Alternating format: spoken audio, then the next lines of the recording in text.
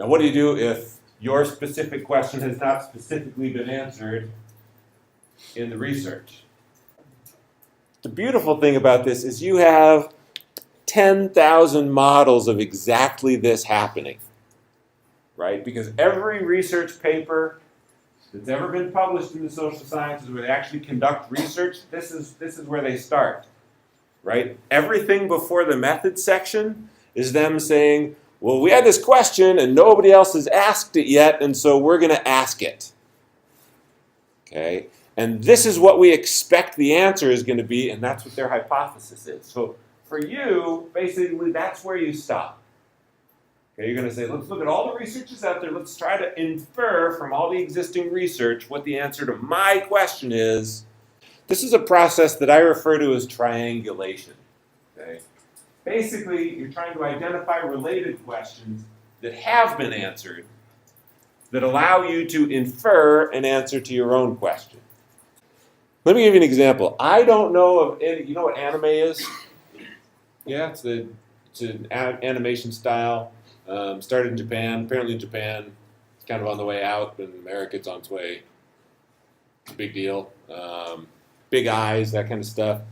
So I'm not aware of any research that specifically addresses the question, does viewing anime increase violence, right? Does watching anime make viewers more violent? I don't think that study's been done. So what if this was my research question? It's not. You have to choose from the list. But what if this is my research question?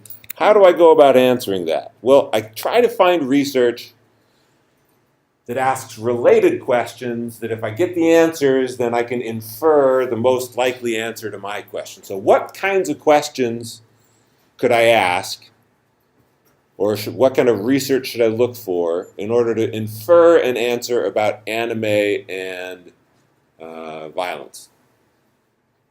What do you think?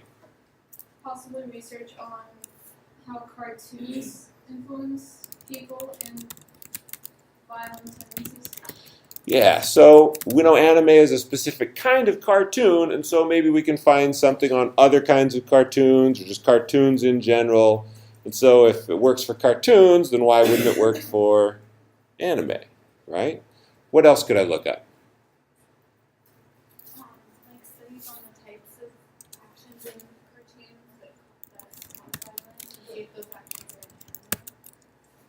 Like I know like a lot of they don't rate So maybe I need to find out the similarities between anime and cartoons, or find out the specific kinds of violence in cartoons that leads to aggression, and see, is that in anime? And all that stuff might be out there. Okay, what else? So another. I was just going to say that. That's related, so frequency of violence in anime, that would certainly help. Another one?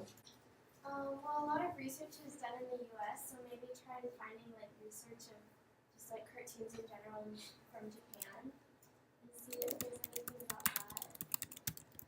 Yeah, you know, it could be that if I look at cartoons in Japan, or even effects of television in Japan, right? It might include anime. It's not about the anime, but anime might be included with the broader body of content. Yeah.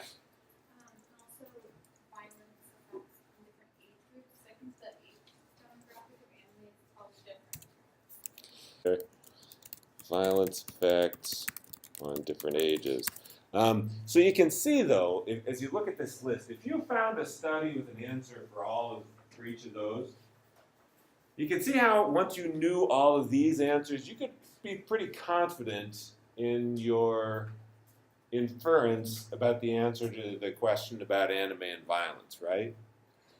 In fact, you'd be confident enough, you'd be like, yeah, you know, a study would be nice, but I really don't need one to infer what's going on here, right?